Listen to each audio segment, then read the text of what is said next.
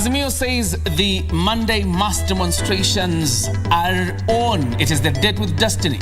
President William Ruto says, have even a more elaborate plan. It's within your right, as long as you do not disrupt business or cause any damage or loss of life. We have details lined up for you tonight. At the same time, from the court is that rally driver Maxine Wahome says she's not guilty as she takes a plea in a case where she's facing murder charges. And then there's the issue of party mergers. Marked up, of course, with the mass demonstrations. Parties within the UDA or the Kenya Kwanza coalition say they're not going to fold up their parties to join UDA. We have that conversation later in our broadcast. In our interview tonight, we will be talking to the Member of Parliament for Matuga, that is Kasim Tandaza, on the merger plan as well as the mass demonstrations planned by Azimio on Monday. But first things first, here are tonight's highlights. Please, it is your responsibility to work with the police to make sure that the rest of the citizens of Kenya, their lives are not disrupted, their property is not destroyed, their business is not affected, they can go to work, you can carry out your demonstration. You will not blackmail us. President Ruto wants the opposition against unlawful acts ahead of a much anticipated mass action. Utamaduni wetu wa Kiafrika, asili zetu hazikubali. Hii ni tabia hata mnyama hayawani yafanyi. Standing up for moral values. Parliament votes to condemn the advancement of the LGBTQ agenda. And we have a deal. KBC partners with the ICT Authority for the upcoming Connected Kenya Summit 2023.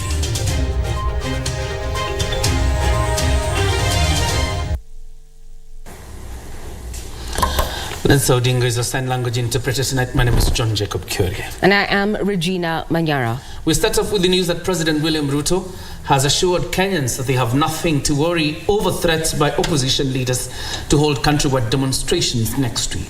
President Ruto said Kenya is a country governed by the rule of law and that the country will not submit to threats and blackmail in reference to planned demonstrations on Monday by the opposition.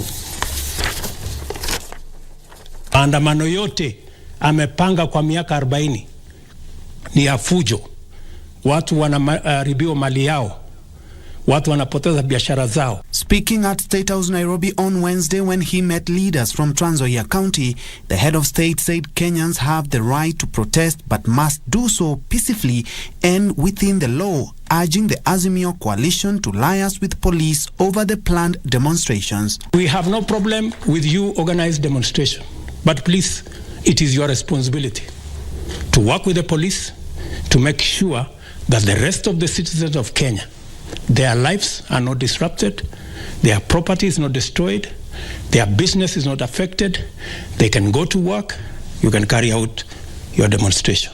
The president telling the opposition leader Raila Odinga that the country would not submit to his threats and blackmail. And we must tell my good friend Raila Odinga, you cannot, enough is enough. You cannot continue to blackmail the country. Lakini mtu mmoja anasema yeye haamini sheria, haamini katiba, ati yako na sheria yake. Yeye anatengeneza peke yake. Ile anataka ndio inakuwa sheria ya Kenya. His sentiments were echoed by Deputy President Rigathi Gachagua, who urged Kenyans to shun the demonstration. Hii maneno ya hii mzee ya maandamano wachana naye kwa sababu it is useless. Sasa yeye anapiga kelele ati unga iko juu. Siku alikuwa anasaidia Uhuru Kenyatta akiwa mshauri yake, unga ilikuwa 250. Hakufanya maandamano. What are you going to do to the businesses that will lose income on that day?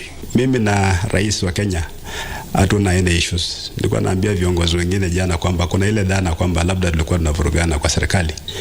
Present at the meeting were Prime Cabinet Secretary Musalia Mudavadi, National Assembly Speaker Moses Wetangula, Cabinet Secretaries and leaders drawn from the Western region led by Trans Nzoia Governor George Natembeya. For Prime Edition, I'm Ben Troy Njue. Now, the Communication Authority of Kenya Director General Ezra Chiloba was forced to cut short his speech in Kisumu after protesters claiming to be agitated by the high cost of living stormed the venue where he was addressing a gathering. Chiloba, who was in town to commemorate the World Consumer Rights Day, had to flee as demonstrators overran the venue. Achola Simon has those details.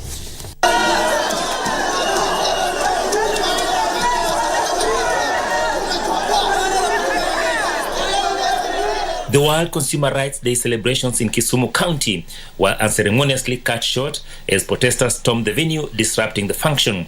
The protesters had carried out relatively peaceful demonstrations along the Kisumu streets before heading to Oginga Odinga Sports Ground, where the event was taking place.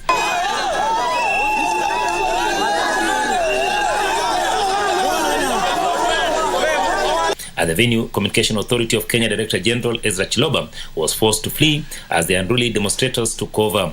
Earlier, Chiloba had called for strengthening of cyber security policies, even as the government plans to roll out up to 5,000 government services online.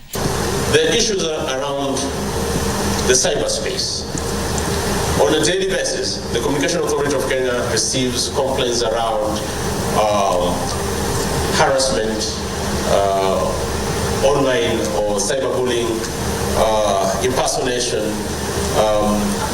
issues around hacking, system compromise, and many more on a daily basis. What does that mean? It means that as a country or as a sector, we must do more to clean up the cyberspace so that the users of the cyberspace feel secure and confident to be able to transact in that particular space. Chiloba also revealed that up to 92% of mobile SIM card owners had registered complying with the government directive. Some of you are still receiving spam text messages. Some of you are still receiving complaints around impersonation, or you're being impersonated. We still have to work very hard to get rid of that particular situation.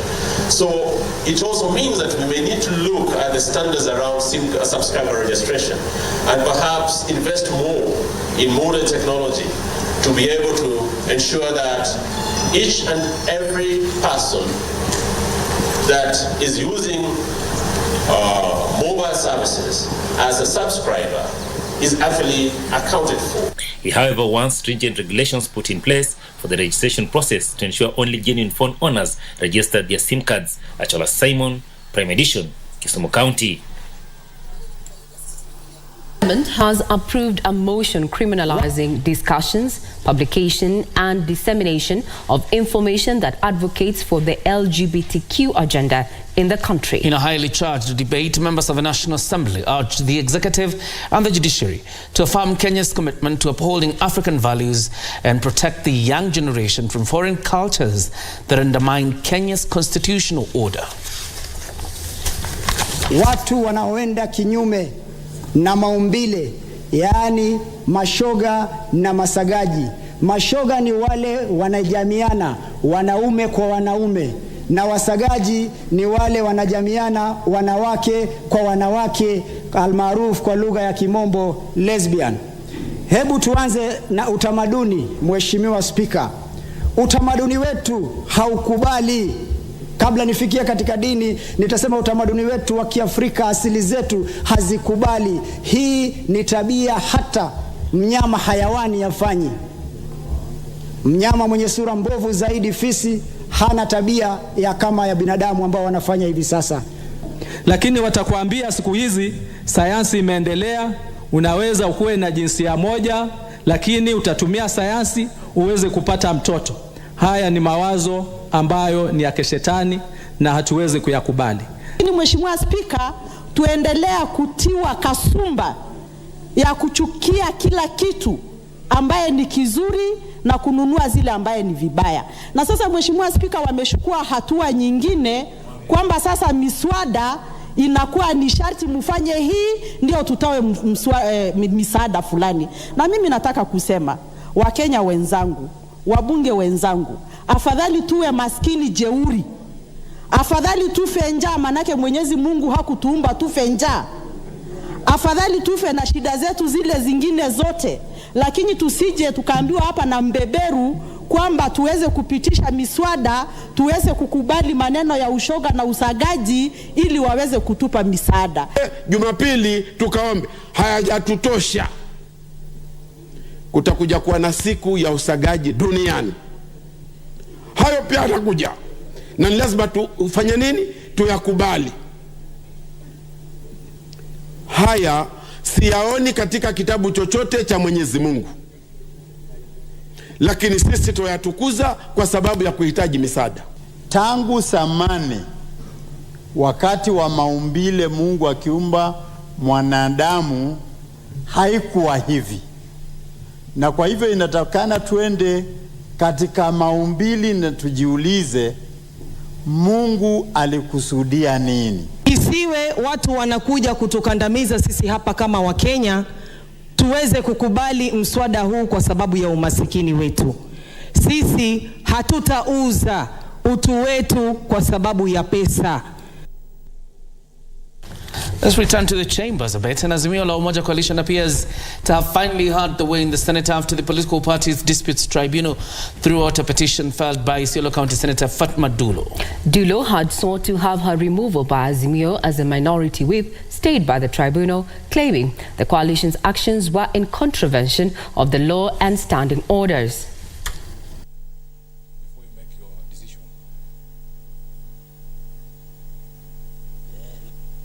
Such a for justice would then ignite a storm in the Senate, with the minority party accusing the Speaker and the majority side of attempting to meddle in its affairs. But on Wednesday, Azimio tabled a ruling by the political parties disputes tribunal, which dismissed Senator Dulo's appeal against her ouster. Azimio will, however, have to wait until Thursday to find out whether the proposed leadership changes will be ratified.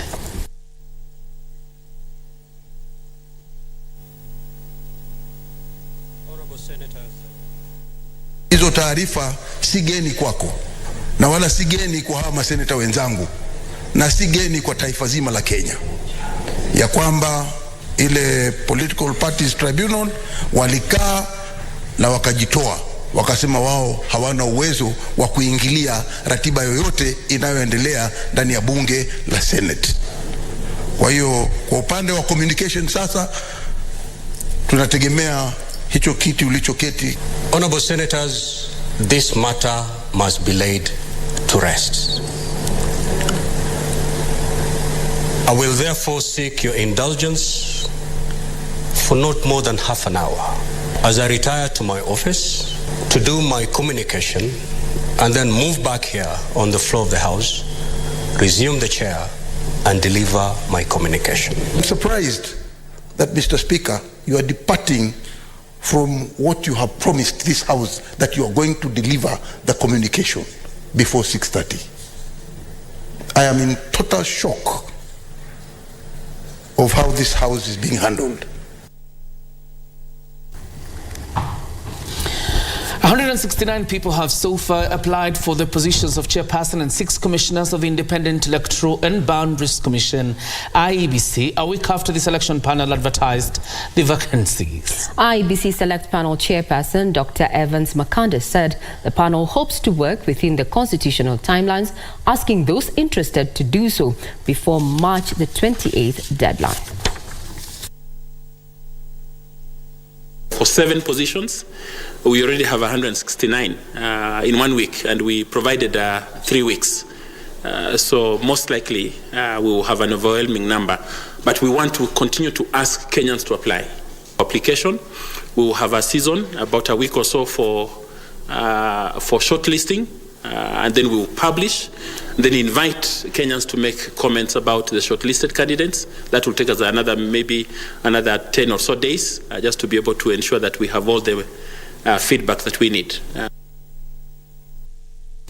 Now to matters security. 1 person has been killed by bandits in Kagir, Baringo North, and over 400 livestock stolen, even as police continue with the operation. The latest incident comes barely hours after the lapse of a notice by government to residents in troubled areas to vacate ahead of a scaling up of the ongoing security operation in the said areas.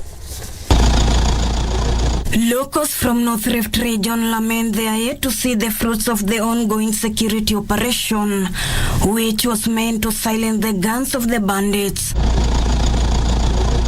On Tuesday night, a 44-year-old Kakuko Chebor was shot several times by bandits at his Kagir village in Baringo North Sub-County. Tumekuwa na stress mingi. Tunasikia tu operation iko. Lakini sijui hiyo operation iliundiwa kuna kufanyiwa nani na saa hii watu inauliwa kama maumba hapa. Mnataka watu aishi mpaka lini? Watoto wetu imeisha, mabwana imeisha. Sasa mnasanya umaskini kwa hapa Kagiri mpaka lini? Watu wote imekuwa maskini. During the incident, the brigands made away with livestock and headed towards the neighboring Tiaty sub-county. Jioni kitu kama saa 11:30 na tukalala sasa kufika saa 10 ikapelekwa tena mbuzi ya kijana yetu msengene anaitwa Lokongo Chesunto na Margaret Kabut. Nikachukuliwa mbuzi 150 ya huyo Lokongo, ikachukuliwa mbuzi 60 ya huyo Margaret Kabut. Locals have now raised concerns over the purpose of the security operation as they continue to suffer in the hands of the bandits. Wachemeni serikali, kujeni kweli, kama nataka kwa watu yako, iko sheria nasema na maana hii. Linda mtu na mali yako na mali yake. Sasa kama iko right wapi kweli kuwa mtu na mali yake, mtu uliwe chukua mali yako. Hasa iko right wapi kweli wa Kenya? But in a quick rejoinder, Interior CS Kithure Kindiki has said human rights will not be violated, adding that none of the caves, gorges, escarpments and ravines targeted were habited by law-abiding citizens, save for the cases where the bandits have invited their families or relatives to live with them. Ruth Wamboy for Prime Edition. All right, time for us to take our first breather. Of course, more news is lined up for you, including sports. But of course, later, our conversation on the mass action plans by the Azimio coalition on Monday, and indeed the party mergers touted by the UDA party. We have Kasim Tandaza, the Member of Parliament for Matuga in Kwale County.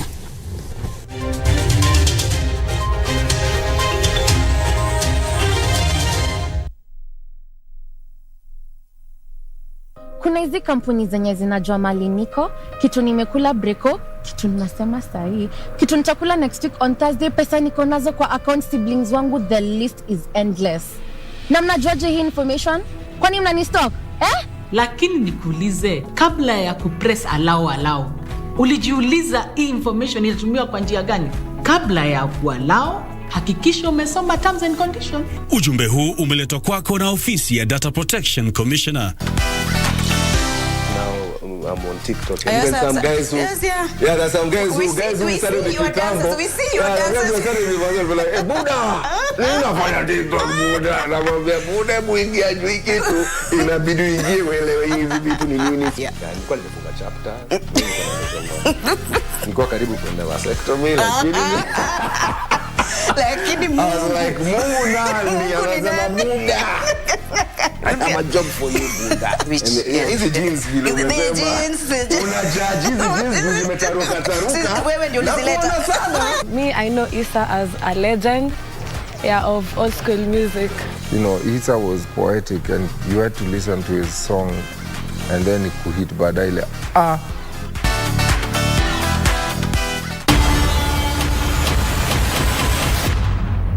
Learning is it's something that we do every day. Don't stop, don't quit. You can still pursue other dreams, but don't let go of whatever it is that you really want to do, because that is what gives you fulfillment.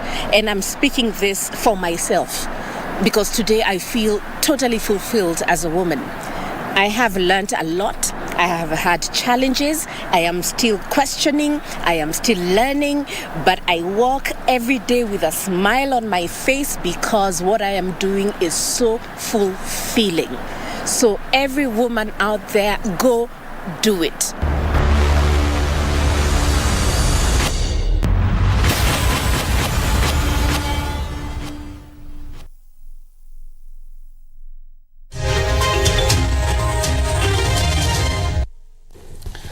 Welcome back. You're watching the Prime Edition. Kenya Broadcasting Corporation has clinched the deal to be the official media partner during the upcoming Connected Kenya Summit 2023.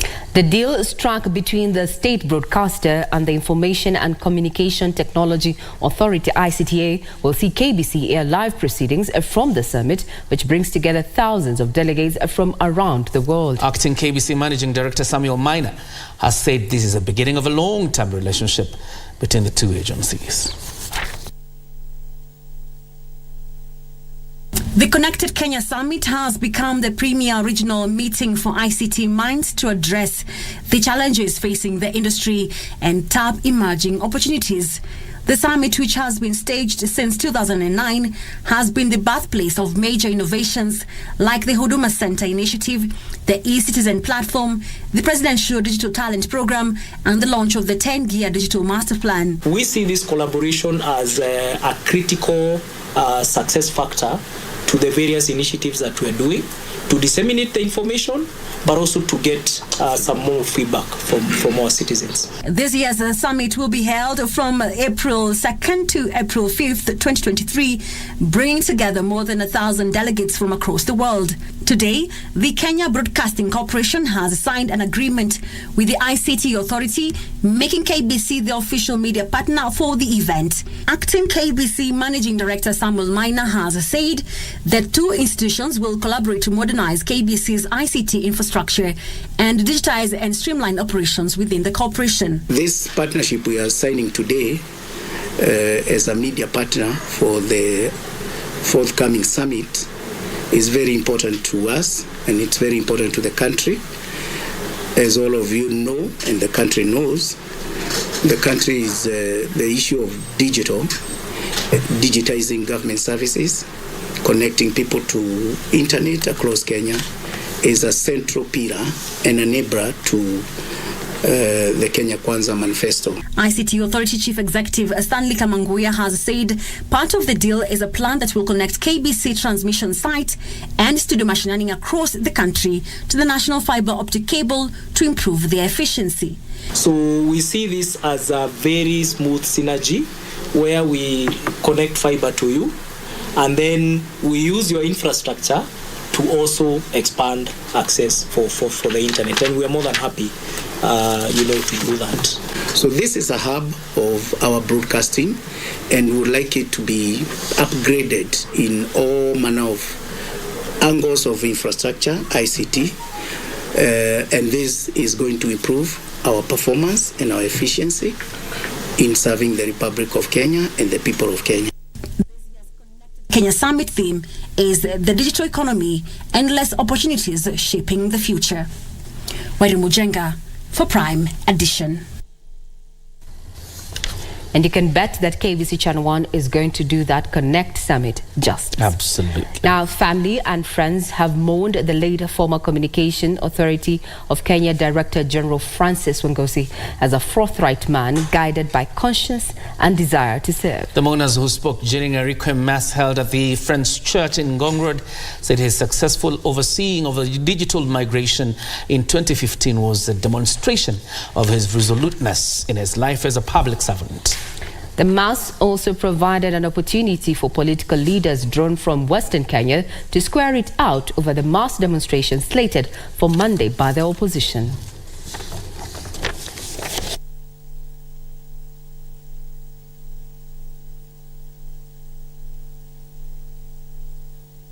He always firmly believed that the best was yet to come, and he never lost hope until he breathed his last. So my dear husband, though you are gone, but you shall surely not be forgotten. I love you and I celebrate you today. When I prayed to God every day, I told God, take care of my father, because I know as an individual I cannot do that. And I didn't think he'll literally take him away from me to take care of him. But then again, wow. When the history of this country in the communication sector is written, when the history of this country in the digital transformation is done, when the history of this country in pushing, in standing up for principle is written, I think Francis will not just earn a footnote, but will earn a whole chapter to himself, because he was such a principled person. Monday, we come to Nairobi in peace. We want anyone who would come out to protest to know that it's their constitutional right, but do so peacefully. We will not follow them because now they are out of government. Now they are telling us we have to demonstrate. We will not demonstrate until we see Eugene Wamalwa's wife and his children on the line demonstrating, Raila Odinga's children. Before they will join them, we will not join them.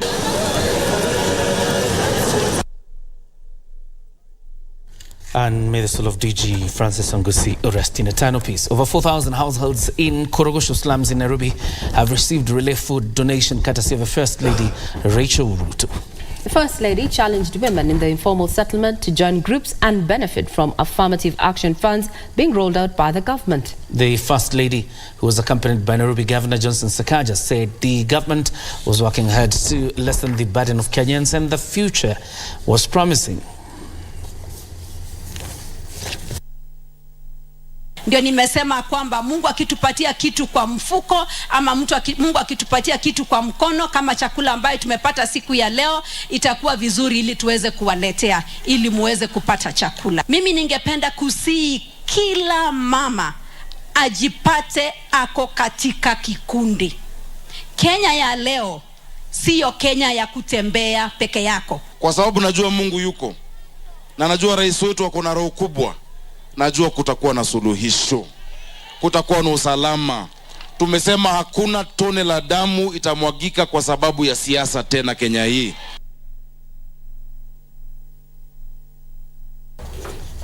Now, as the world marks the International Women's Day 2023 on the 8th of March, Kenyan women in the film industry took stock of their journey.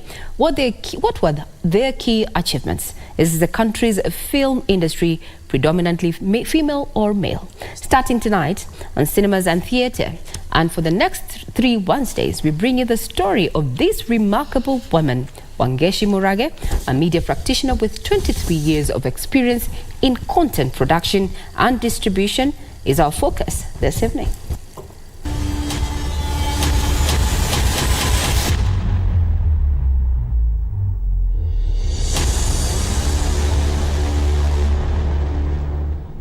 My name is Wangeshi Murage.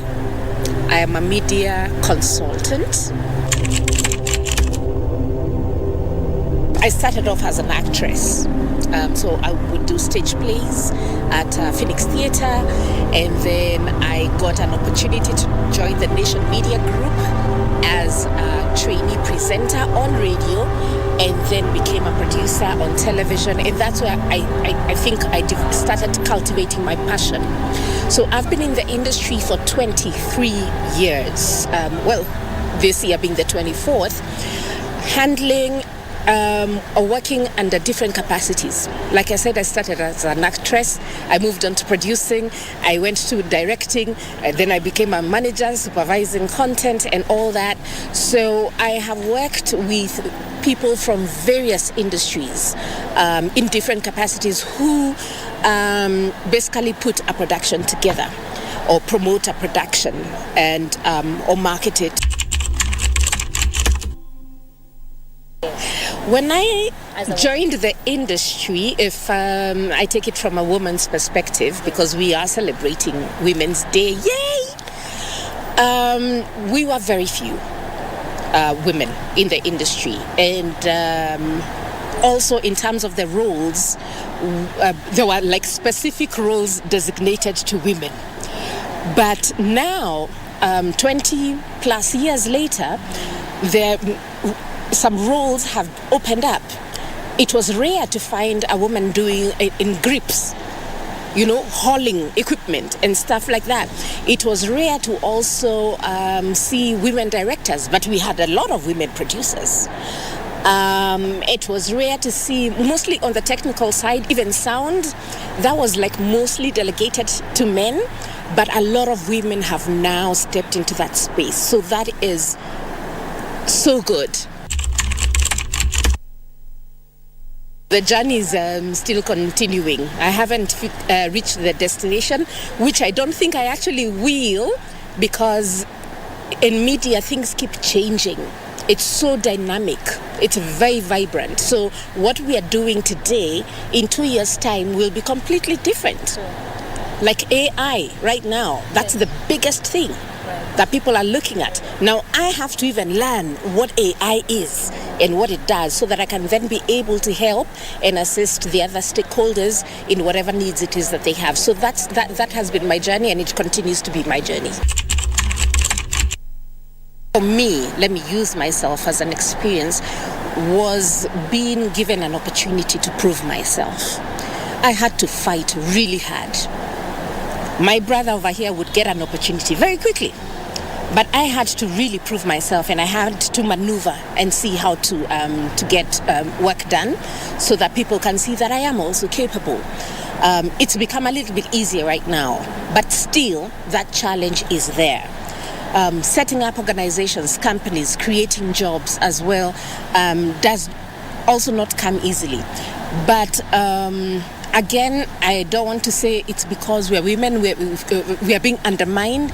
You also have to work for it, you know. You have to work for it and prove yourself, and you have to learn the ropes, you know. Nobody's going to hand you anything on a silver platter. So you also have to work so that you can compete effectively. And then, of course, as a woman, we are the caretakers of the family. The man is the breadwinner. So if you're running your own organization or your company, you have to really learn how to split your time. I would like to see more women in our industry taking over some roles. Like directing, cinematography, editing, more of the technical stuff, because we have very few women who are doing that. We have more women handling other things like continuity and scripts and stuff like that, which are all important roles. They're very key roles. This is not to demean any, but I would like to see more women spread across the different capacities that we have in the industry. We need to celebrate ourselves. It has to start with us. We have to appreciate ourselves so that other people can appreciate us. And also to encourage every woman and to let them know that they have a purpose. They need to know how to or rather, you know, work with their passion, you know, and their feeling. Don't do something that you feel you're being forced into, or maybe it's because it's maybe your plan C or plan B. No, go for your plan A and stick with it. Learning is it's something that we do every day. Don't stop, don't quit. You can still pursue other dreams, but don't let go of whatever it is that you really want to do, because that is what gives you fulfillment. And I'm speaking this for myself, because today I feel totally fulfilled as a woman. I have learned a lot. I have had challenges. I am still questioning. I am still learning, but I walk every day with a smile on my face because what I am doing is so fulfilling. So every woman out there, go do it.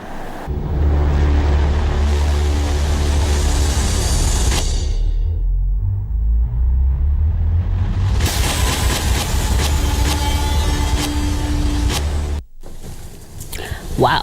What can we say? We're still reeling from, the celebrations of the International Women's Day, where we said that Digi it all. Actually, the symbol was this, bringing together, bridging the gaps where women are concerned, using innovation and technology. I have a question for you. Who runs the world? Moving on. Governors from different counties have asked the National Treasury to expedite the disbursement of funds before services grind to a halt in the counties. Now, the governors say the counties are running on empty and are forced to negotiate with banks to meet the financial needs of their administrations. The governors claim there is an attempt to stall devolution through intermittent disbursement of the shareable revenue. There's money that is owed to the counties by dint of a constitutional arrangement that counties are entitled to a share of the national revenue, which must be disbursed in a timely manner. And this is really affecting our operations in the counties because there is no way you can expect to achieve the so-called economic transformation agenda without monies going to the counties. Elsewhere, teachers and students in Kisii County have been challenged to change their mindset if they are to excel in academics. Perhaps because of the economy, our parents are having a very difficult love time to pay the requisite fees on time. Like in our institution, that's a challenge we have, and I found it very difficult to provide services for these young people that they have entrusted unto us, especially feeding them. In Nakuru County, the business community is calling on residents to boycott the planned Azimio la Umoja One Kenya Alliance mass action.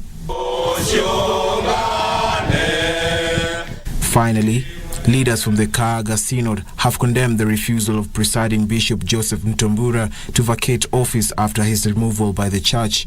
Na kwa hivyo tukaona ameendelea kuita mkutano, na ule mkutano vile vile tuko na masikitiko kwamba wale wajumbe wengi waliochaguliwa kutoka sinodi zao mbalimbali ambapo huwa inafanyika mwezi wa 4, tuliona wengi sana wamebadilishwa majina yao. Tambura was accused of mismanagement of the church resources and the illegal dismissal of church ministers. For Prime Edition, I'm Alvin Kaunda.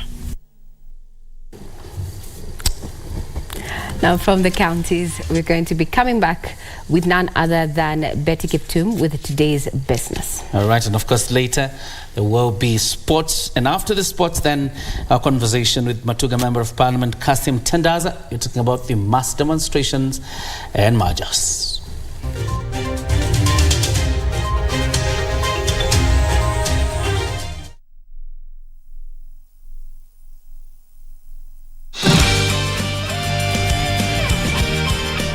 If sales don't improve significantly, then the magazine will close forever, and none of our employees will ever find a job as good as the one they have now.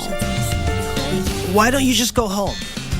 Oh, I can't. I still need to clean. No problem. Just stop there. It's too late. Oh, then I'll leave after mopping the floor. I hope you can consider my request and talk to Jenny.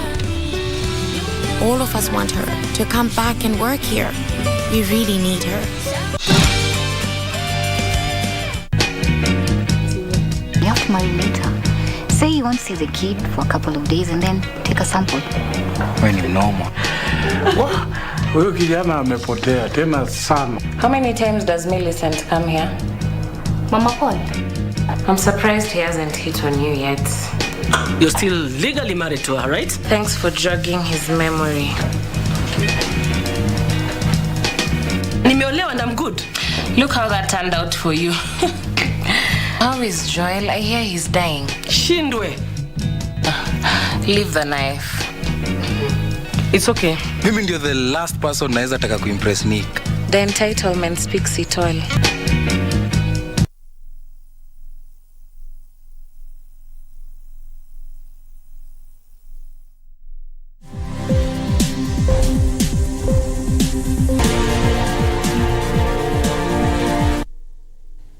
A very good evening to you. Thank you for keeping it Prime Edition here on KBC Channel 1. Time to get the latest in the world of business. My name is Betty Kiptum. Now, Energy and Petroleum Cabinet Secretary Davis Chirchir has defended his predecessor John Munyes against allegations of misappropriating 16 billion shillings spent to stabilize fuel prices. Appearing before National Assembly Public Petitions Committee, CS Chirchir said the funds were used prudently, but added that the government still owes marketing companies 47 billion shillings accrued between June and October last year. And as Gishuki Washira reports, the Petroleum CS has downplayed requests by MPs to subsidize petrol, saying it is unsustainable. The National Assembly Public Petitions Committee invited Energy and Petroleum Cabinet Secretary Davis Chirchir to respond to a petition by Consumers Federation of Kenya questioning a 16 billion shillings expenditure by the previous regime to stabilize fuel prices. Chirchir defending the spending and said the government still owes oil marketers 47 billion shillings in accrued compensation. What is the plan of paying this? And this money that is owed by the oil companies, is it on the same spirit of stabilizing the pump prices of fuel?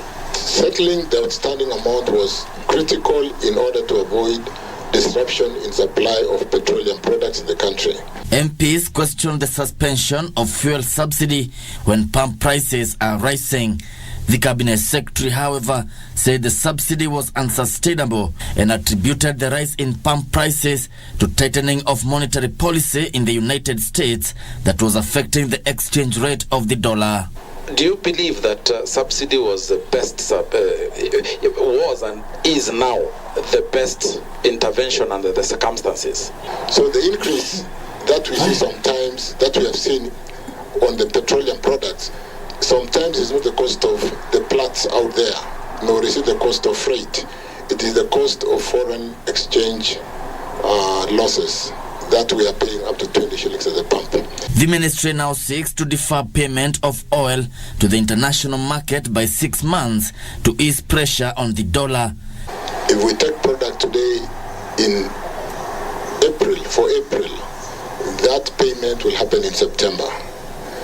The products that we take for May will mature in October. And that way we build a buffer of 6 months dollars in the country. From a macro issue, those dollars are then available to drive the rest of the economy in manufacturing, in food security. Gisho Kiwashira, Prime Edition. And licensed coffee marketers who had previously been stopped from trading at the Nairobi Coffee Exchange will start participating at the auction at the end of this month. National Coffee Cooperative Union Chair Francis Ngone says the new licensees are ready to trade and is urging the Nairobi Coffee Exchange to set up the direct payment system to ensure farmers are promptly paid. In a raft of reforms in the coffee subsector, the Capital Markets Authority was mandated with licensing coffee brokers after 2 years of licensing tussle between the Agriculture and Food Authority and the CMA. For the gazettement to be annulled, this is a gazettement of the amendments that took us off the road in June last year when it was taken at the table and gazetted. That has now been cleared. The National Coffee Cooperative Union is banking on the unsold coffee beans from the last season to kickstart their brokerage activities. Most of the coffee in this country has still not been sold. Remember, we have been crying about the low prices. And most of the societies, most of the coffee farmers have advised their marketers, suspend the selling of this coffee until this time. The traders want the direct settlement system put in place to facilitate prompt payment to farmers. This $1 million guarantee will be abolished because we'll have a direct settlement system and warehouse receipt system. They are also calling for a review of the pricing mechanism. In CMA, the issue of price discovery will be addressed and farmers will get better prices. And this will also remove so many various players in the value chain. That is, someone who is just a miller becomes a marketer, at the same time becomes the buyer at the same time. Benson Droba reporting for Prime Edition. The government will distribute 16,000 tons of BT cotton seeds to farmers in Western Kenya in a bid to increase production in the country. Trade and Industry Principal Secretary Juma Mukwana has said the improved variety is pest-resistant, especially to the deadly Africana bollworm, which is the single most destructive cotton pest in the country. The PS has asked farmers to take advantage of the seeds to increase acreage under cotton farming. About 2 decades ago, cotton was one of the leading cash crops in Western Kenya, providing livelihood to many families. During its peak, Kenya used to produce close to 75,000 bales per year in the 1980s, becoming one of the top producers of the commodity in Africa.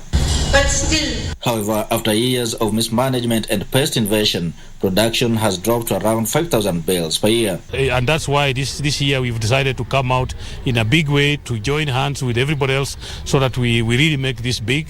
And we have also come early. In the past, I think there were complaints that the seeds were distributed late. To improve production, the government released BT cotton in the market in 2020, giving cotton farmers a much-needed boost. The government now plans to distribute 16,000 tons of cotton seeds in Kisumu, Homa Bay, Busia, Migori, Siaya and Bungoma counties. The seeds are being given for free. The farmers get free seed. They're also getting free chemicals and also free training to be able. And then once the cotton is mature, it's bought. We buy the cotton from them. Most of our farmers are smallholders, 1 acre, 2 acres, 3 acres. If we leave them to go to the market alone, they are too small to have economically viable quantities. But if we upgrade them into cooperative societies, then they have the muscle to go to the market with huge production. They are able to get good prices, and we are able to support the textile industry. The program will entail the double efforts of the national and county governments in ensuring that cotton farmers are provided with extension services for maximum yields. After we give this high-value seed, there are agronomic practices that the farmers must employ. So my institution will work closely with the county governments to train and build capacity on how to manage this crop while in the field so that we can get high yields that is anticipated of 1,500 kgs per acre. For Prime Edition, I am Wycliffe Okech.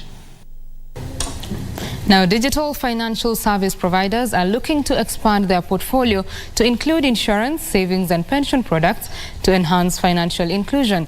The Digital Financial Services Association of Kenya is concerned that Kenyans are becoming net spenders due to numerous borrowing options but lack saving options and discipline. Since our industry began, it is estimated that our industry has lent out over 500 billion shillings. Digital lenders say more than 8 million Kenyans have borrowed 5 billion shillings over the last 8 years. 70% of borrowers have taken the loans for business reasons. Kenyans are becoming net spenders, and the saving component of this country is going low and low and low. The Digital Financial Services Association of Kenya is now looking to rack up more funding and develop new digital financial services such as digital insurance, digital savings plan and digital investment platforms while bolstering financial literacy levels. What if we had an inclusion in all our services, that there must be a saving element in our products? Risk management. When we are all coming up with these very good credit products to, for example, give to our border riders. The lenders are keen to improve the saving culture, with Kenya's saving rate at 13%, way below Africa's average of 17%. Neighboring countries like Tanzania and Uganda have already crossed the 20% mark. Regina Manyara reporting for Prime Edition. And Absa Bank Kenya made 14.6 billion shillings in full year net profit, up 34%, driven by double-digit growth in interest and non-interest income. The lender, which booked 6.6 billion shillings as forex trading income, has declared a total dividend payout of 1 shilling and 35 cents per share. The lender's loans and advances rose 21.1% to 283.6 billion shillings. This powered it to grow interest income from 23.1 billion shillings to 30.7 billion shillings. In addition, non-interest income increased 17.7% to 13.7 billion shillings. This was mainly powered by increased forex trading income that rose from 4.2 billion shillings to 6.6 billion shillings. On the other hand, total operating expenses increased 17.6% to 25.1 billion shillings, mainly on account of higher staff costs and a 37.6% growth in loan loss provision. Underlying business cost growth is actually 5.9%, is 6%. So we have underlying cost growth that is supporting revenue growth of 6% and revenue 25%. This was after the lender's gross non-performing loans increased from 19.8 billion shillings to 22.5 billion shillings. This is informed because of the diversification that we've been able to introduce during this horizon. You'll be able to see later on 16 new revenue streams. The lender says it plans to spend 7.3 billion shillings and propose a total dividend payout at the rate of 1 shillings and 35 cents per share.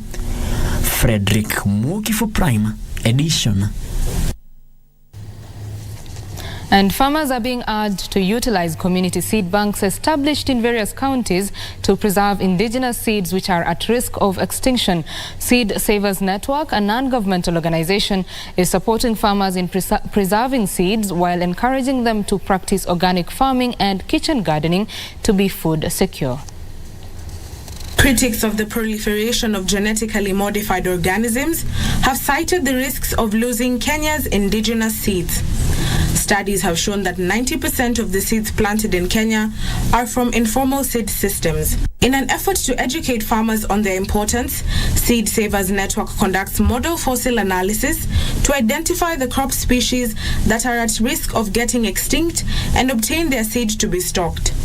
The preserved seeds are then raised through organic farming methods so that they can stay for long and maintain the characteristics of the parent crop. We have established endangered species or species that have been extinct.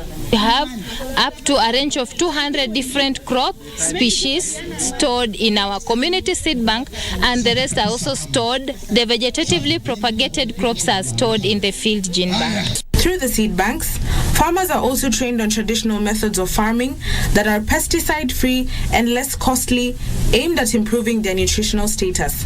We are training them to prepare biopesticides, to mix the available chilies, to do spraying on their crops in case of diseases. They are now calling on farmers to have their seeds coded in the community seed banks to eliminate biopiracy and theft of their indigenous seeds. Kila ward ikuwe na hiyo bank, seed bank, ili watu wetu wapate kupata mavuno ambayo itawasaidia bila kuwaletea magonjwa. Wakati tutaanza ukulima huu ambao tunatarajia mvua wakati wowote, tutaweza kumanage mbegu zetu na seed bank yetu throughout the year bila kukosa seeds in the bank. Ndutamo Kami for Prime Edition. And Kenya recorded the largest number of mergers and acquisition deals in the East African region, valued at 143 billion shillings out of 374.4 billion shillings in deals made last year.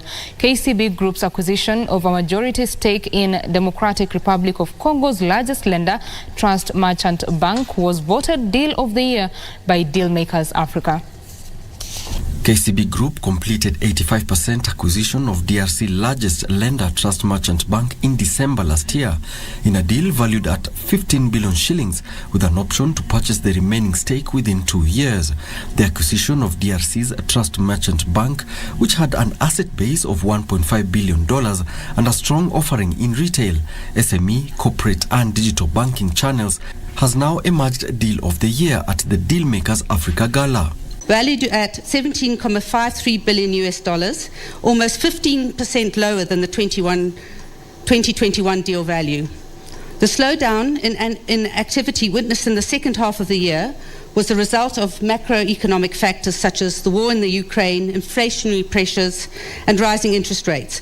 Also recognized in the category were disposal by HIL Holdings of Hillcrest International Schools to Braeburn Group and Metro Group's acquisition of a majority stake in Metropolitan Hospital Holdings. Other deals that were Kitea Group acquisition of a majority stake in Furniture Palace and the disposal of Golden Jubilee at Tukasada Capital Management. Winners were selected based on execution, complexity of the deal, its size and the potential value creation. The exit of a 40% stake valued at 18.25 billion shillings in Naivas Supermarket by Amethyst Retail and Gakiwawa Family Investment was voted Private Equity Deal of the Year. West Africa recorded the highest deal value of mergers and acquisitions last year, with 135 deals valued at $3.29 billion. Kenya accounted for the largest number of deals at 123 out of 162 deals valued at 2.88 billion shillings in East Africa. In terms of total deals, West Africa continued to dominate, recording 3.29 billion by value, with Nigeria the centre of activity, recording 135 deals. Gentlemen, please put your hands together. Total African countries, excluding South Africa, recorded a total of 687 deals valued at $17.53 billion, a 15% decrease when compared to 2021. And that's all we had for you on the business desk this evening. Sports news is coming up with Karen Kibet. My name is Betty Kiptum. Good night.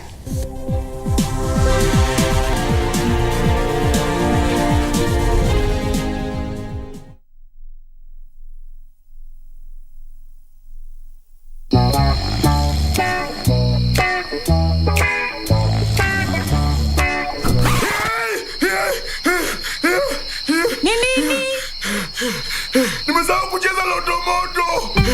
Usisahau kucheza Loto Moto. Shinda milioni 2 kila siku kwenye M-Pesa. Chagua lipa na M-Pesa. Paybill number 757070. Account number andika neno Loto. Kisha weka star na nambari yako ya simu. Weka kiwango chochote cha pesa kuanzia shilingi 50 hadi 2,000. Aulali. Lipa kisha subiri draw. Welala. Nitakutimizia ndoto zako. Milioni 2 usiamini. Ujumbe huu umeidhinishwa na BCLB.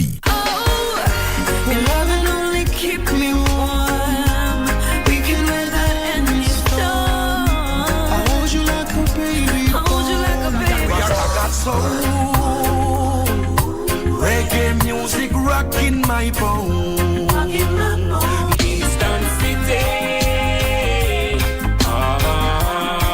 It's the people's heartbeat. Living one day at a time. Hatunaga pressure. Tukisababisha we living one day. I settle down until me get my collie to burn. The nerves can't settle down. What's the hurry now? What's the rush? Take some time out, burn some kush. Like to shut up, you're always on the go-go. You see my run. Hey, them are no action, back at them, not them a run.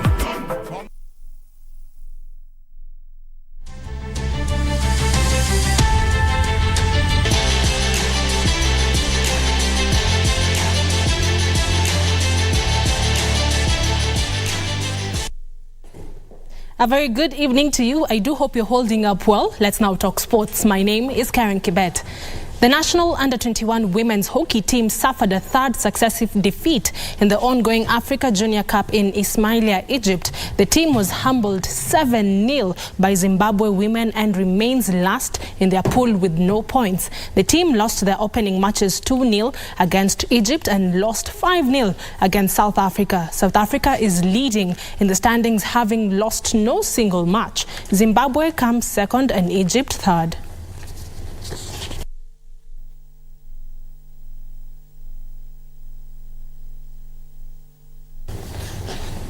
The national women's boxing team hit squad left the country today for India to participate in the IBA World Women's Boxing Championships, which gets underway tonight and ends on the 31st of this month in New Delhi. Kenya is being represented by 11 boxers led by 2018 Commonwealth Games bronze medalist Christine Ongare. Head coach Benjamin Musa said that his team has prepared well for the global event and he is confident that they will bring home medals. Ongare will be the first Kenyan in the ring and she will fight Rama Maganga of Tanzania. Other members of the Kenyan team include Elizabeth Andiego and Elizabeth Akinyi, among others. Gold medal winners in each category will walk home with 13 million Kenya shillings, while silver and bronze medalists will walk away with 6.5 and 3.2 million Kenya shillings, respectively.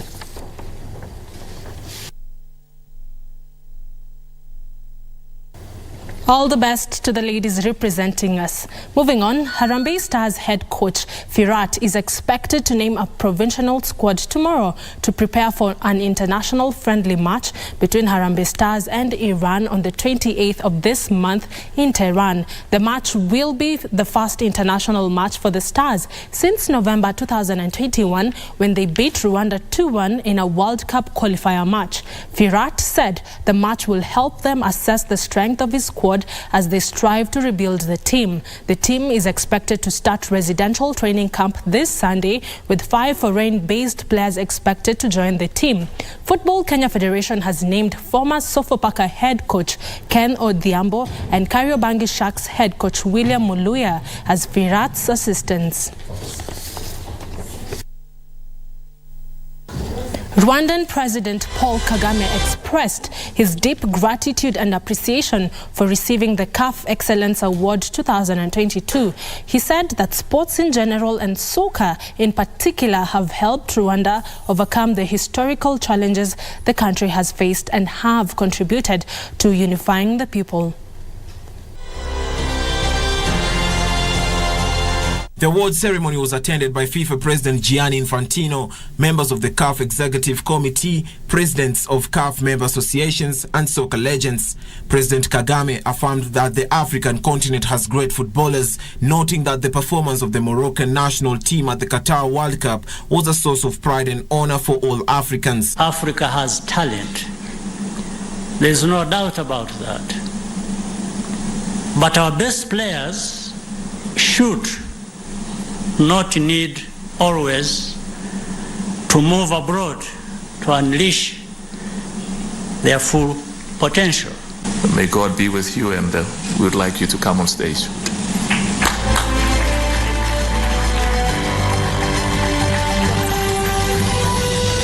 The President's Outstanding Achievement Award was presented by FIFA President Gianni Infantino and CAF President Patrice Motsepe to the Minister of National Education, Preschool and Sports, Shakib Ben Musa.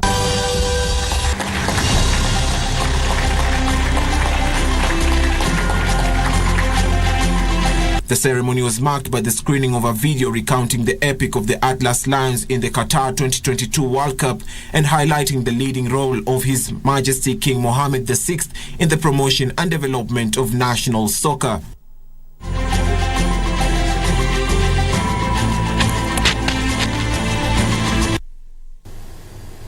And finally, Erling Haaland became the youngest player to score 5 times in a single European Champions League game as Manchester City thrashed RB Leipzig 7-0 to reach the quarterfinals. In another match, Porto were knocked out by Inter Milan after they drew 0-0. Meanwhile, 2 more Champions League matches are on card tonight. At the Santiago Bernabeu, Liverpool will be aiming to overturn a 3-goal deficit when they play Real Madrid, who beat them 5-2 in the first leg at Anfield. Napoli will be aiming to qualify for the quarterfinals when they host Eintracht Frankfurt, having won the first leg 2-0. And that story brings us to the end of the sports news tonight. My name is Karen Kibet. I now hand you over to my colleague John Jacob Kioria as he dissects further issues around the political party mergers and the political demos that are scheduled for this Monday by Azimio. Kioria, take it away.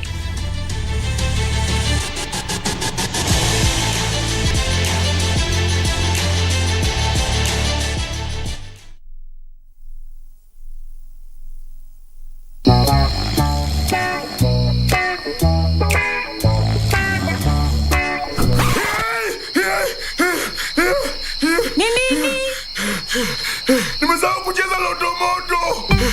Usisahau kucheza Loto Moto. Shinda milioni 2 kila siku kwenye M-Pesa. Chagua lipa na M-Pesa. Paybill number 757070. Account number andika neno Loto. Kisha weka star na nambari yako ya simu. Weka kiwango chochote cha pesa kuanzia shilingi 50 hadi 2000. Aulali. Lipa kisha subiri draw. Welala. Nitakutimizia ndoto zako. Milioni 2 usiamini. Ujumbe huu umeidhinishwa na BCLB. Welcome to Casablanca. Morocco is a very touristic country. I think it is in our blood to the hosting. We are very well known for hospitality. Football remains the most popular sport. Just what is behind Morocco's success in football? We have the homologation of CAF and FIFA, both of them. This week on Channel 1.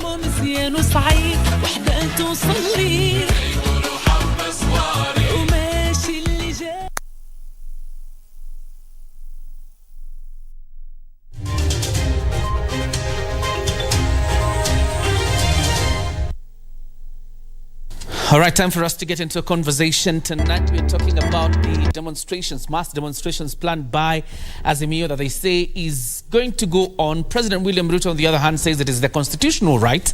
They have a right to do so as long as they protect the property and lives of Kenyans, and which police will help them do that. We'll also talk about political party mergers. In studio, I have Matuga Member of Parliament, Kasim Tandaza. Matuga is in Kwale County. Mheshimiwa, karibu sana. Very well, thank you. You're welcome to be here. Yes. Yeah. Karibu sana. Let's begin with the mass demonstrations called for by Azimio. One of the things that they cite as the reason to why they will hit the streets is the cost of living. You are a serving member under the Kenya Kwanza coalition that has formed the government. You're elected on an ANC ticket. What is the government doing? First of all, even before we get to the demonstrations, they're saying they're demonstrating because of the high cost of living. Yes. Do you think the administration that you serve in Parliament has taken enough steps to deal with the cost of living in the country? Jay, let's start by asking ourselves, how did we get ourselves here? Did it start on 9th of August last year? I think the answer will be no to everybody, including Honorable Raila Amolo Odinga, if he's to be honest with himself, plus his followers. He knows the cost of living did not start on 9th. Now, to your question, is there enough being done? I would say more than enough. Why? If you want to solve a problem, you need to go to its basics, to its root cause. The root cause of high cost of living is that we are literally importing everything, including our food stuff. You see, we are importing oil, you're importing fuel, there are things which we don't grow, but there are things that we can grow, but we are still importing them. This has put a lot of pressures, you can see, on our foreign currency. It's almost now becoming unimaginable. We've reached a level which has never been there before. And the current government has gone to the basics. The cost of living, yes, but you are talking about food. What is our staple food? Maize, literally. So how do we bring it down? By subsidizing the basics of growing it. We need to grow our own food. We are talking of importing maize from Zambia or wherever. It's grown there, it's grown cheaply, it is available. That's why they can export. Here, we are not growing maize. Why? We don't have the infrastructure for growing maize. One, well, we are a prayerful nation. We hope that God will give us rains. But beyond that, we need cheap fertilizer. We need the right seeds. We need quality seeds. We need affordable seeds. The land, fortunately, is there. But ultimately, if you look at the plan, the Kenya Kwanza plan, including the budget policy statement that we are now handling in Parliament, we are talking about providing water through mega dams. And I think that is the game changer. For the first time, we are focusing on the provision of the basics, that is water.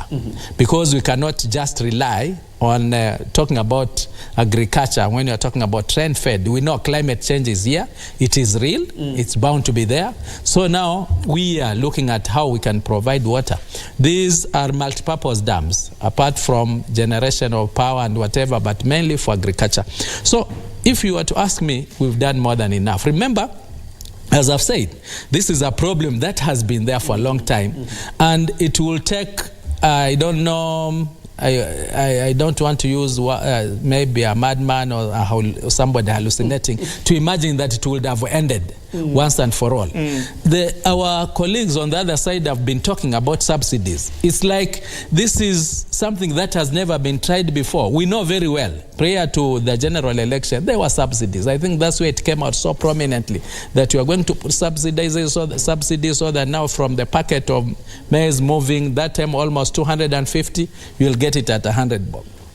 And I asked them, even if one was here, who saw that subsidized unga? It was not there. We don't have that it can't just work. You cannot subsidize unga for the whole country and for how long, unless it's a donation, which of course nobody will not want to donate something which is not sustainable. Certainly it can't work.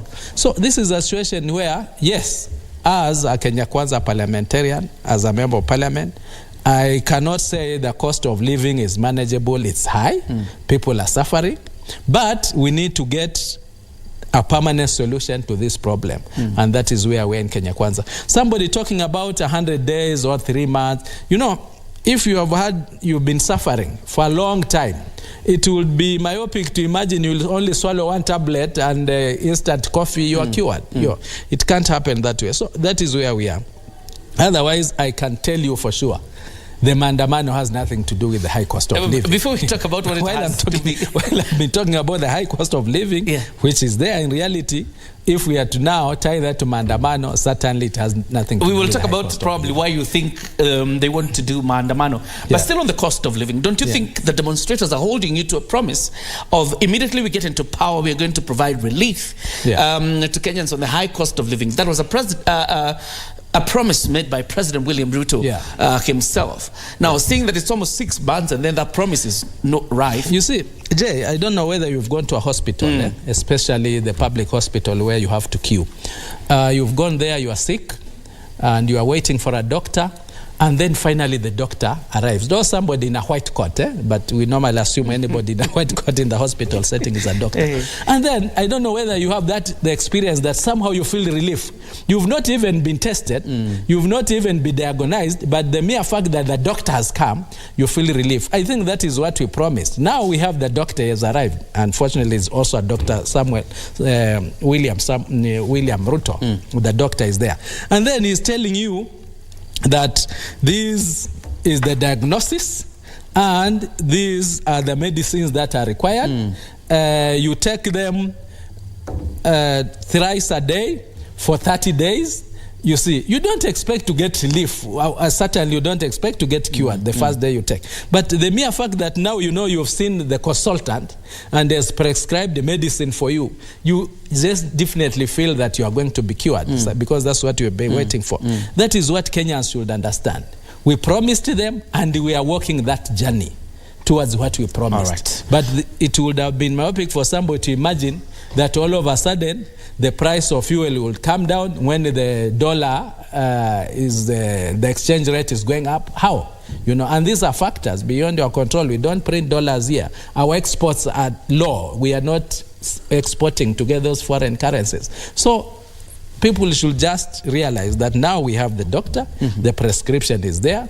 Tukunywe tembe moja moja. My question is probably on the same. Because during the campaign period, your promise was almost an immediate dealing with the problems that were bedeviling Kenya then. Of course, when you appreciate and say the dollar, that's a reality. The dollar is not printed in Kenya. There's quite, dynamics that are not just within the Republic of Kenya. Is Kenya Kwanza departing from its position? Because before the elections, it appeared like it was saying the problems then were created by the fourth regime. It is not.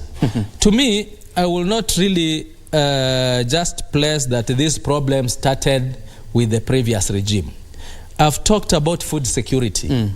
From where I see it, we've gotten it wrong right from when we got independence. You know, we needed to have gotten it right from independence in terms of food security. And we've not been able to do that. And about whether the previous regime actually made things worse, I could say that is what happened. Because if you can look at the total misappropriation or missed priorities during the handshake brothers, I think that was too glaring. You remember there were some things which had been started. If the dams then which was started in the first 5 years of Jubilee, which I was not in Jubilee myself, my first time I was in NASA. But if the dams had been done, water would have been there probably 3 years, 4 years before. And now we would be talking about food production. But for some reasons, could have been corruption, it could have been what? I might not be having the total facts to say whether there was corruption or not. But to me, where I stand is we needed that water for food production, because that is what we are talking about now. That is where we are now. That never happened.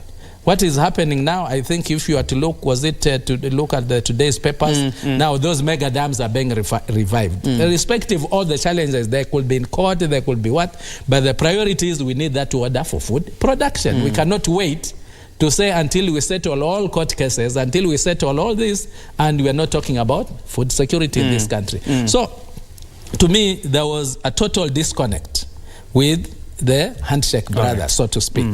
Before I let you tell us about why you think Raila is going to the streets, there's an issue of electoral reforms and the IEBC selection panel. Actually, they have issued a press that today 169 people have applied for the job to be either chairman or the six other commissioners of the IEBC. 82 political parties say they had signed a deal and they agreed to vote for the panel that indeed, or rather allowed for the establishment of a panel that was established under the Gazette notice. My big question obviously is, Raila Odinga is a big political player in this entire system, if we were to look at it that way. Didn't Kenya Kwanza, for example, feel that it was important to probably involve Raila Odinga as a big political player if you're introducing reforms into the IEBC? You see, currently we've not done any reforms to the IEBC. If we talk about the selection process, which is going on, it is the same selection process that was done by the handshake brothers in picking the Cherera 4. Are we clear up to that point? The same process that is being used now, it is the same process which was done prior to the general election that gave us Cherera 4.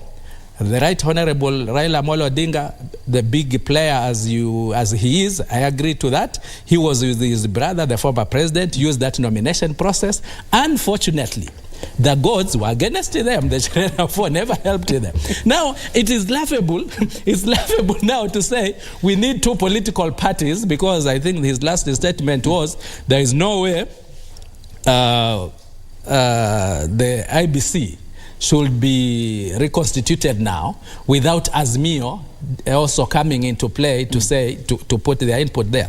But remember, when they were nominating this Cherera 4, it was basically the Jubilee wing of the former president and Raila Amolo Odinga. We were there. I was in parliament that time as ANC. Remember, by that time we were not allied to Kenya Kwanza or whatever.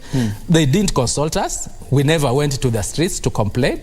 But as we've said, it has been now proven, for any avoidance of doubt, that you can even bring your brother there. But if you are to lose, you lose. This is not about the ABC. They even boasted that they had the whole system, but they still lost. So I don't know what magic there would be now if they just put their input versus when they had it all to themselves and they still lost. You see. Otherwise, we've not done any new amendments in the 13th Parliament on the process of nominating, on the process of the selection panel, in the process of interviewing and finally submitting names to the president. That was what was done with the Cherera 4, submitted to Uhuru, nominated them and lost. My question is, Mheshimiwa Tandaza, because you rightly point out that the Cherera 4 were picked probably from what you would call a partisan process by the Honorable Uhuru Kenyatta and the Honorable Raila Odinga. If it gave us the Cherera 4, a situation that almost sank this country into chaos, why would you want to replicate the same? Why don't then involve everybody and that everybody now has confidence in the commission? This country is governed by the constitutions and the existing laws that there is. If we were to do that, and I cannot say there's no room for improvement, you see, I would also want to be consulted from cost. You know, we've been marginalized for some time. But where will we start? We will start by actually amending the law. This is not about the constitution, by the way. We'll only start by amending the law. In the current 13th Parliament, we have members of Parliament from ODM and Jubilee and wherever. They can bring those amendments. You see, it is just as simple as that. You don't put amendments on the streets. You don't put amendments and which by they doing think you will overrule them with the majority numbers that Of course, that is what democracy is all about. Democracy is about numbers. Democracy is about the majority. In fact, it has always been said, and maybe I don't want to use this, but we've said sometimes democracy would mean that all fools are on one side. But for as long as it's democracy, that's it. I'm not saying that happens in Parliament. But I believe, if an Azimio, member of Parliament, was to bring an amendment which makes sense, in that bunge, there are members of Parliament which see sense. I included, and I cannot say I'm alone. We will debate it. We will see the sense in it. I don't think we've reached a point where Bunge now is divided into yes and no, that if you are bringing your amendment and on the other side, I'll automatically oppose it. No. And this is the same thing. I'm also appealing to them. If there's something good, like now the creation of the office of opposition, let it be supported, because we know our country, we know how ethnic we are, we know the players in this country. I'm not saying I am putting that, I will support that one because I have a hope of becoming a leader of opposition one time. No. But I'm saying for the purposes of this country, let's support it. It should not be because it is coming from the other side, then it is totally not good. And to me, I know parliamentarians bring the amendment. It's not too late now. It could be late for this process which has started, but we make laws for posterity. We don't make laws to favor an individual. And I think this is where we're missing that. For as long as Raila is not near State House or he cannot access State House, then there is no Kenya. I think that is where we are totally getting it wrong. You alluded earlier that probably some of these reasons that have been lined up, actually they said about 12 reasons, as they were read out the other week by the Honorable Raila Odinga, are not the real reasons why they are out or they will go out in the streets. Probably can tell us in your own understanding why you think they're going out to the streets, and tie it with the cause, growing cause for that matter, for the President and the Honorable Raila Odinga to dialogue and probably even have a handshake. Well, is it that we say what history teaches us is that what we learn from history is that we don't learn anything from history. We are dealing with Raila Amolo Odinga, well known, a serious figure in this country, a fighter for democracy. These are things we cannot. But remember, for the 5 times he has run for president and lost, he has always gone mandamano. That time we was not talking about the cost of living. That time was, you see, the first time when he was leading Mandamano, there were no servers, but he still went for Mandamano. And you see, these are the facts, that whenever he loses, there must be an amount. And somehow he gets into government, you see. Now this is the history that we want to gauge this time. I think the question is, given that for the last 4 losses, he has always managed to go into government, will he manage this time? I think that is the question. Otherwise, all the reasons that he's talking about, to me, there are no reasons for mandamano. Because when you do mandamano, does that make the cost of living even more difficult? Because you are essentially scaring investors. You are telling that those people who will probably be hustling, having gotten the hustler loan, they are not going to do business, because those are the people who actually will get on the roads. You see. So are you making their cost of living better, or even worsening it? You are worsening it. So to me, that is a zero-sum game. When you talk about opening servers, and here you are telling the president to open servers, I don't know whether, you see, we have a constitution, you have a law, and they have very serious lawyers on their side. But now they are saying Ruto should open servers. Surely, how? The election was done, dusted. We know the current law actually says the results at the polling station are final. There is no server at the polling station. This one knows. Yeah. There is no server at the polling station. That's what the law says. And we are yet to see, even when they say they have so many million votes, they would want to see from my polling station, which is Ikra Nursery School, to tell me, look, Tandaza, you have it, but look, at your polling station, these were the results which were signed by the agents and pinned there, and you had your copy. Now look, what was tallied was different. None so far. Not even from his strongholds, because he would use his strongholds and say, look, a polling station in Bondo, what was actually displayed at the door is different from what was read here. None. So what is the issue? But that's why I'm saying all the points that they're talking about, they have nothing to do with the cost of living. They have something to do with him being in government as usual whenever he loses. Now, the point to note is, will he be lucky the 5th time around this time? Should we engage with this calls for dialogue?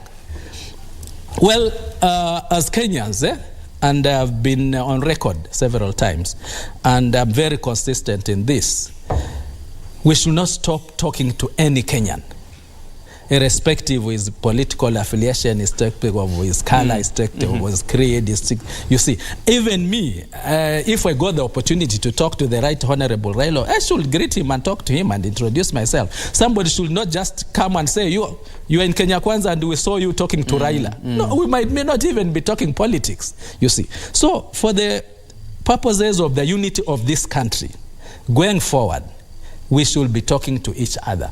I don't think we should reach a point where we're saying, I cannot talk to so-and-so, who is a Kenyan.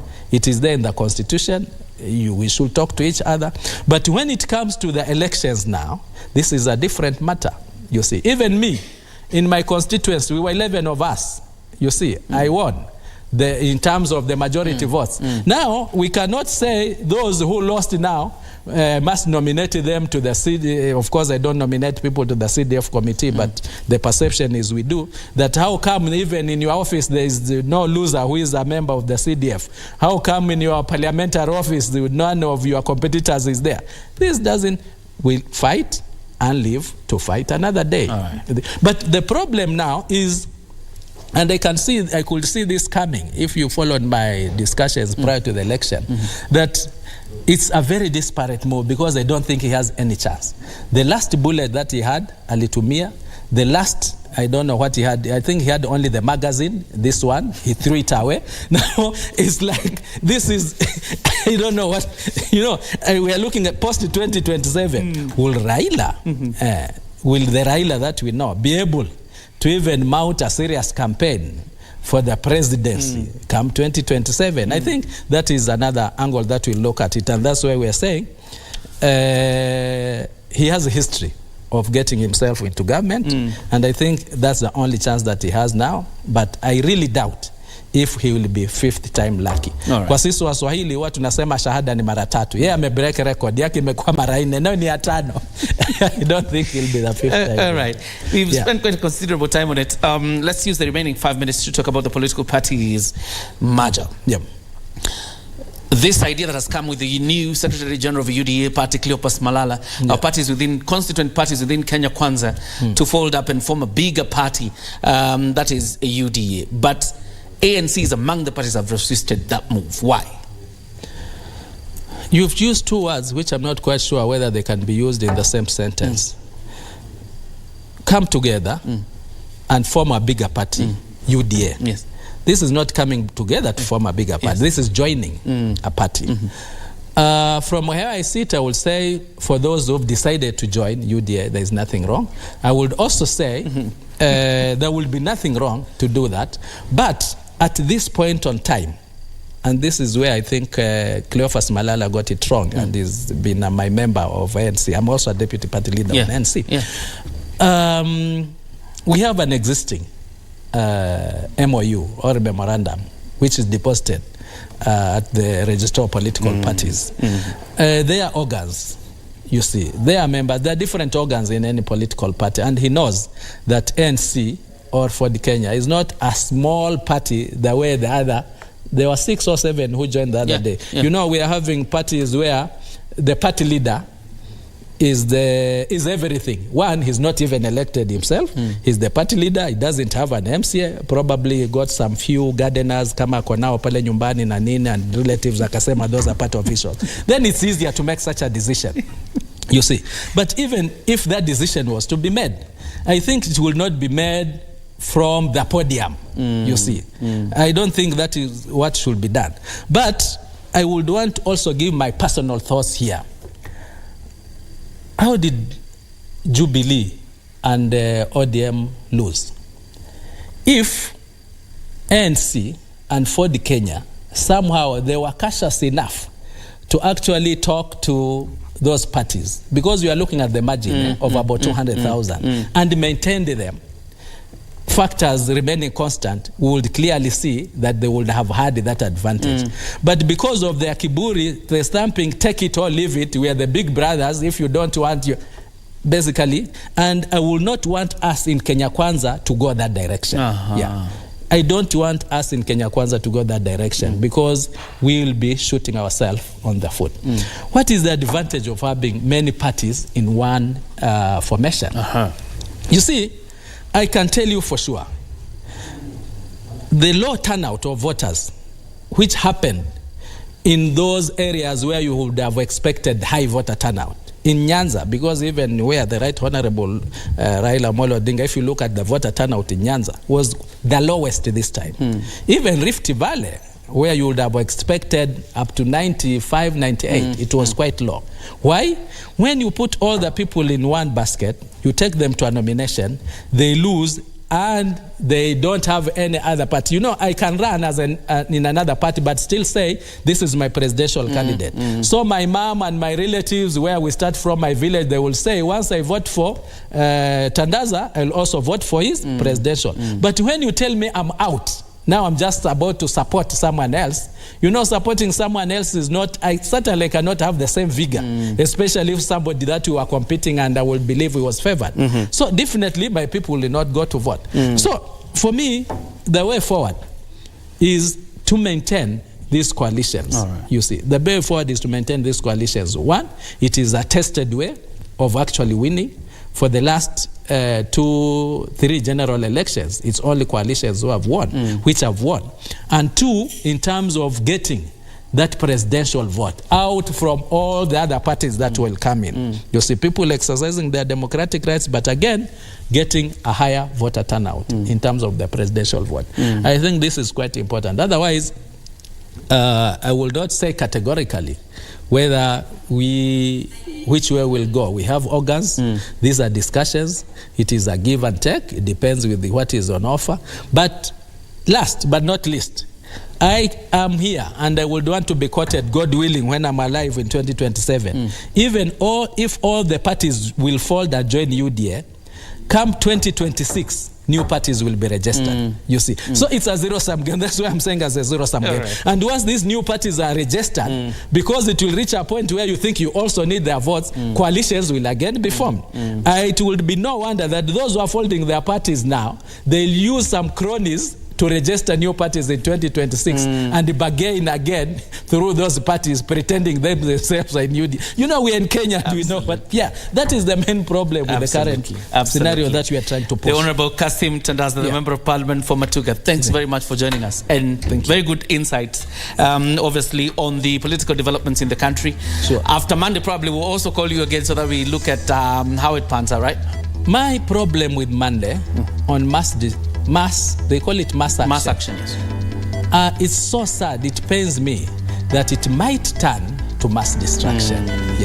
I'm saying this with a lot of heavy heart. You know, we know for a situation like that where you are mobilizing people all over the country. One, if it's true that life is so difficult, then people should not even be able to travel unless they are being paid, of course. You know, but with that kind of arrangement, that is my worry. But I know the president is seized of that matter. He's up to the task. It is in the constitution. Picketing is there. Peaceful demonstrations are there. But of course, when they turn distraction, that is where the problem is. And everybody is going to lose. The distraction is not going to be about Azimio versus Kenya Kwanza. People are going to lose, all of us. Please, let's have our Kenya intact. Absolutely. The Member of Parliament for Matuga, Kasim Tandaza, joining us tonight to talk about the mass demonstrations planned by Azimio and, of course, the political parties' merger. Quite interesting insights coming tonight. That's how we put a cap on a Prime Edition. Lensa Odinga was a sign language interpreter. My name is John Jacob Kioria. Have yourself a fantastic night. God bless.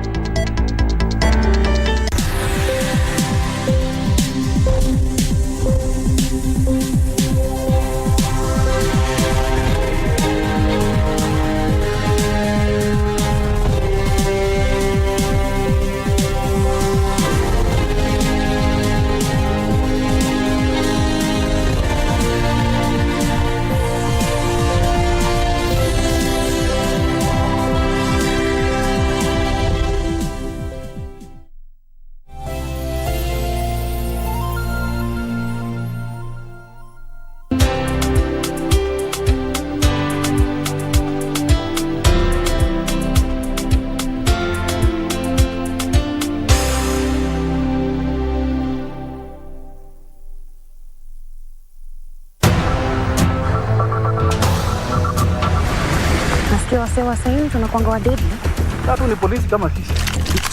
Chini. Katana na this. Hit the market. Nataka mjifanye nyinyi watalii doing some shopping. Baby, can you take a picture of me? Nice. Ibra, go undercover. Tafuta place utafit in. Baba, nitakujazia hilo nzima. Foreign Kibet. Weakness analysis. Madam, uko sawa? Itakuwa sawa. Kupata Waibrania kama sikiza tune yako, bonyeza *811 *817 hash. Yesu Kristo ni yule yule, jana, leo na hata milele. Wahibrania 13 mstari wa 8. Kupata Waibrania, bonyeza *811 *817 hash. *811 *817 hash.